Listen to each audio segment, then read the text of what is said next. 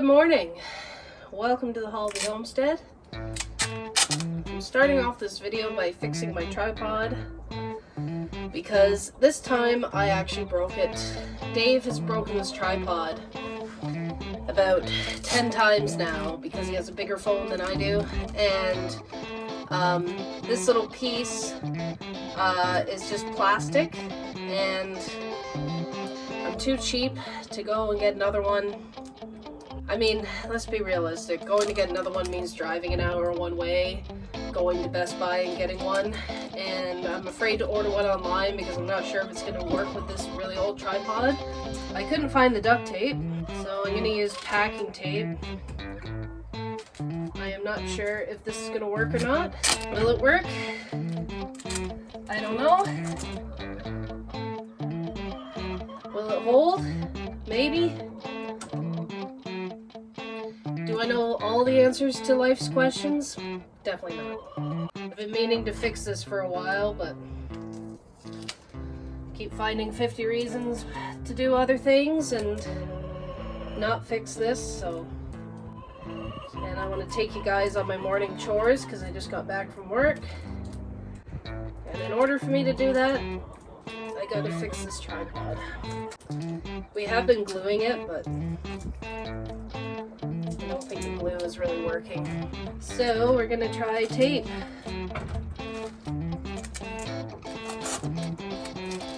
I still think duct tape probably would have worked better. It's a lovely day here. It's supposed to be a high of 16, which is quite warm for this time of year.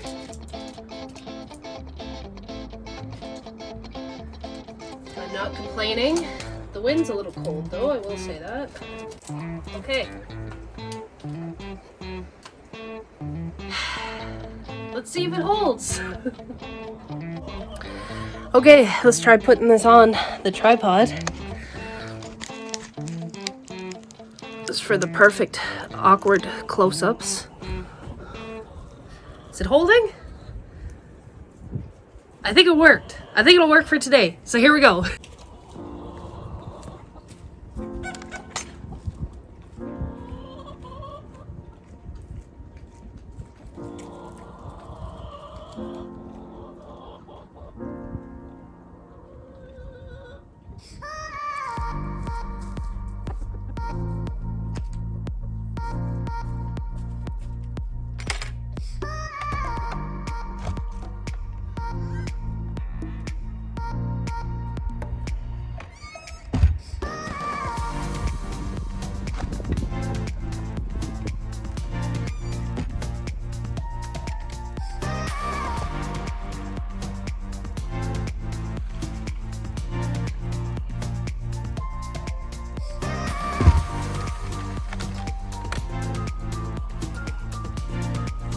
At least I didn't get attacked by Harold this time.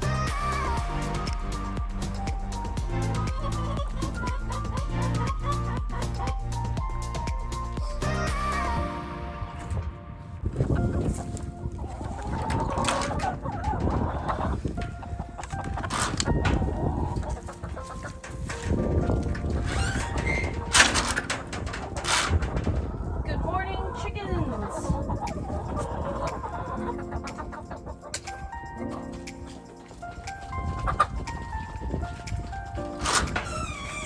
That'll keep him busy.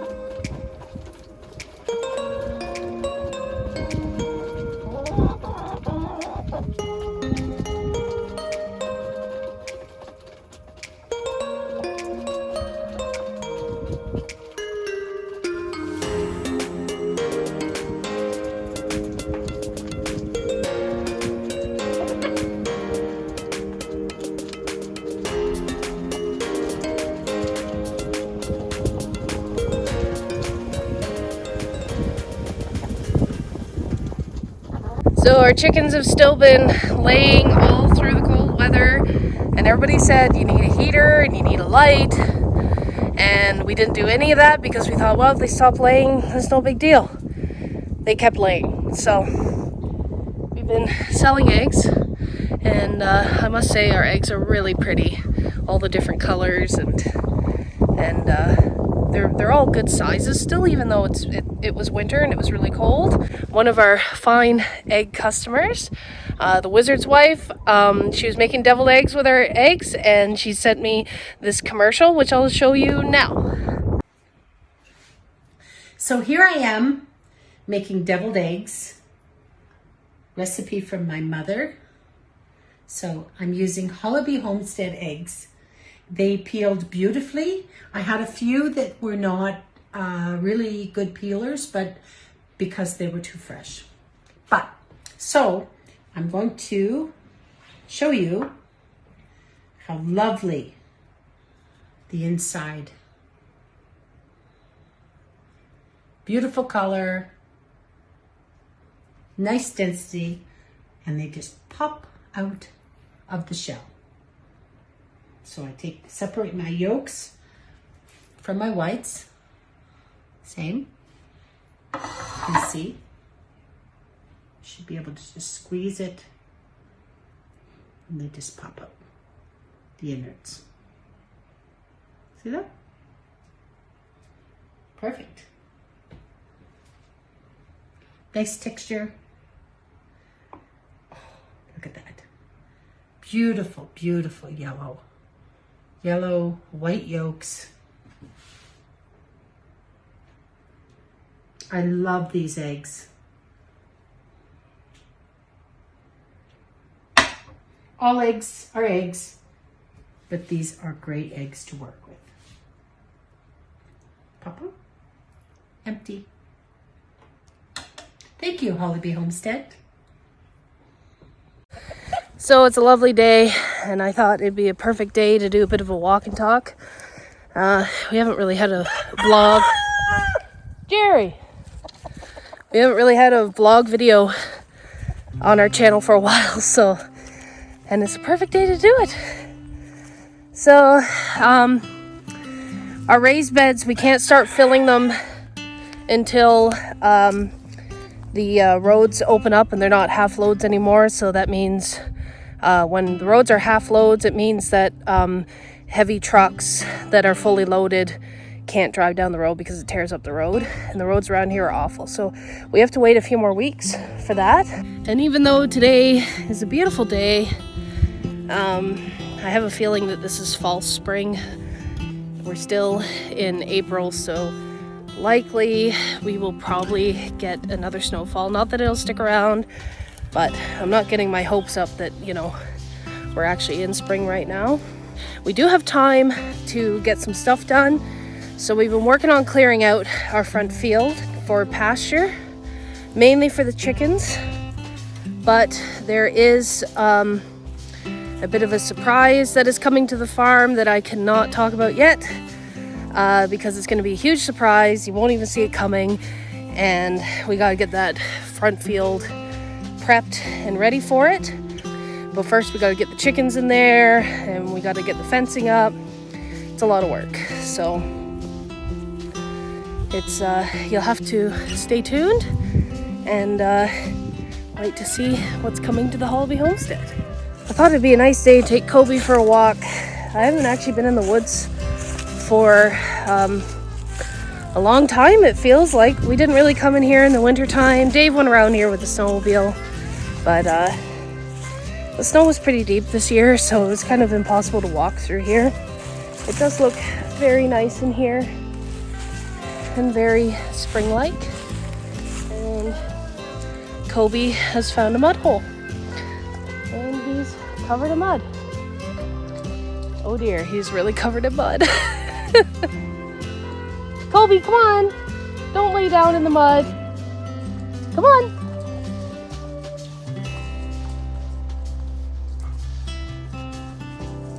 Maybe it was not a good idea to go walking through the woods with Kobe.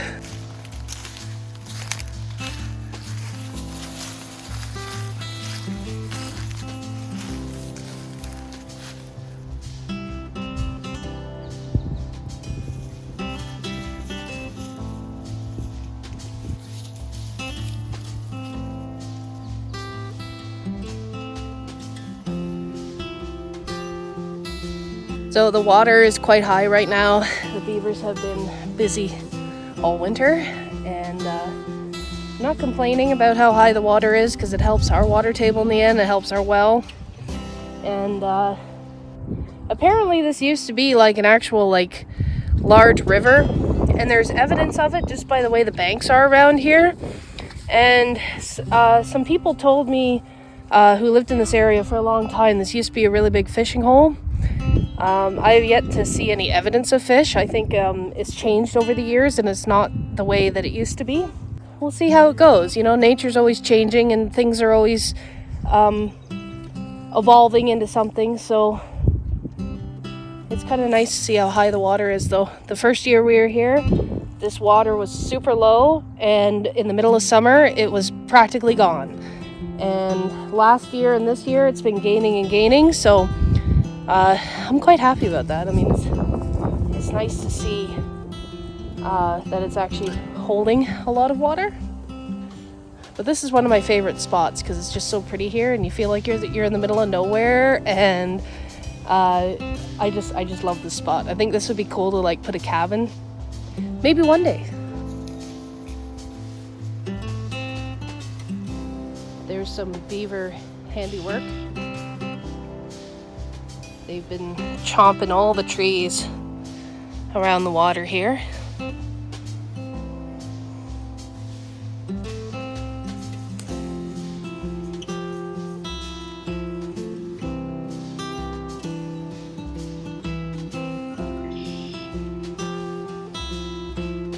If you're unaware, in this province, and not specifically in this area, but in this region, bird flu is a real problem now. And so if you're wondering why we haven't put the chickens out yet in their netting, is because we're waiting for the migration season to end, because that's how bird flu is transmitted. So basically, if a Canada goose or a wild bird that has migrated, when they come back, and if they carry the bird flu, their poop is toxic. And let's say I was to step in that poop and then step into the chicken pen, that can spread the disease. So the recommendation is to keep our chickens locked up where no birds can get into the pen, and they're not in new areas where potentially wild birds have landed. So it kind of sucks for the chickens because like they can see it's nice out and they really want out in their electric netting, and I really want to put them out in their electric netting, but it's just too risky, and bird flu happens so fast. It can clean out your whole coop, and even if it doesn't, you do have to euthanize any birds that are left because they will carry it. So rather be safe than sorry. There is a case about an hour and a half from here, and that is way too close for my comfort. So I'm going to keep the birds in their winter pen until probably the middle to the end of May, and then they will be let out depending on what the situation is then. But I'm hoping that the migrating birds will be done doing their thing and I can let them out. Kobe loves walking through here, and he loves playing in the water. And I don't know where he went, but he's disappeared. There he is.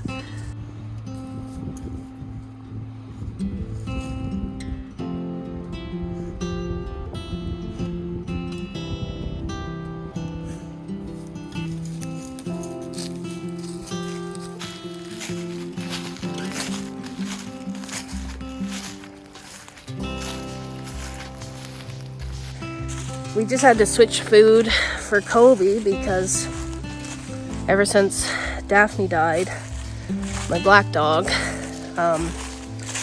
he, who was quite bonded to Daphne, he stopped eating. And I was kind of sticking it out to see if he was going to get eating again, and maybe it'd just be a few days that he would be like that. And anyways, he started dropping weight really fast. And I got really concerned, so I switched him to this really expensive wet food that he loves, and he's been gobbling that up. So it's good. I'm glad to see him gaining weight, and at the age that he is, and he's a family member, you know, anybody who has dogs, you know this.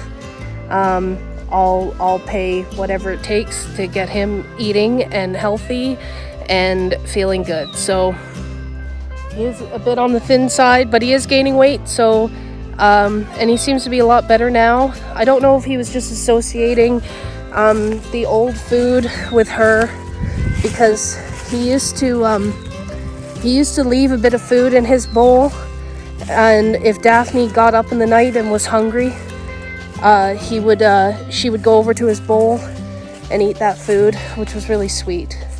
They were a real old couple, and he always made sure that Daphne was happy and looked after. And so yeah, like I said, I don't know if he was associating that food with her, and maybe he wasn't eating it because he was waiting for her to come home and eat it. I don't know. Because of COVID, I couldn't bring him with me when we put down Daphne. So I'm not sure if he knows what's happened to her, which is really sad. Yeah. Oh yeah, he's doing all right. I don't know if you can see him he's up on the ridge there. But yeah, still sad about Daphne.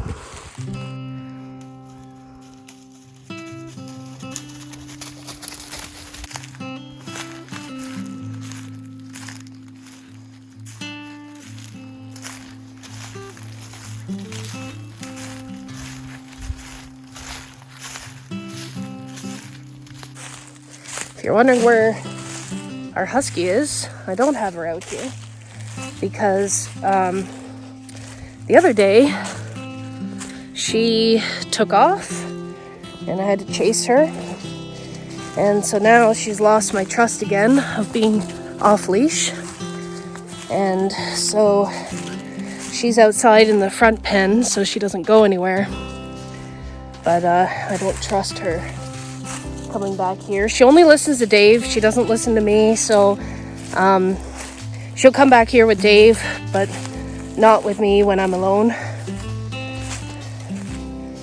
Because ever since she ran off last week, I don't really trust her, because she just completely ignored me and she ran off, and I hurt my damn knee going after her, and we're not having that again.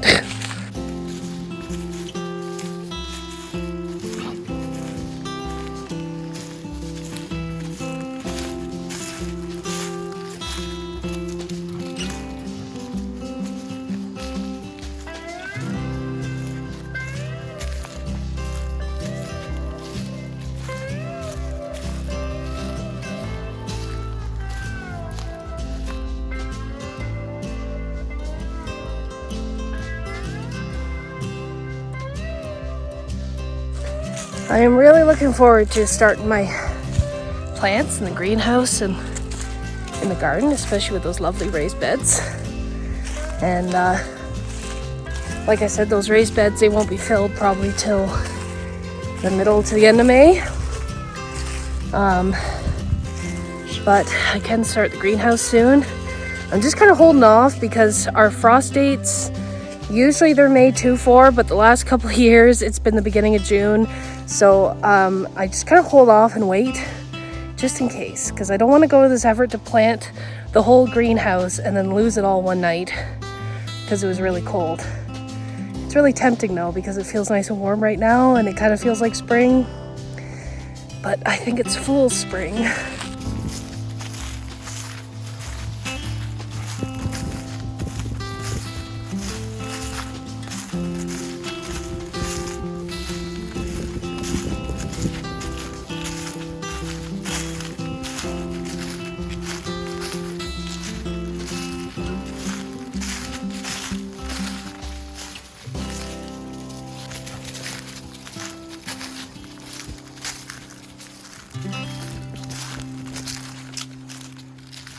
Well, the forest doesn't look too worse for wear We've had a couple of big windstorms, and I was kind of expecting a bunch of trees down on the path back there, but looks pretty good. Now I guess there's not too much cleanup this year to maintain that path. We'd like to add some more paths, but at least the main path looks good.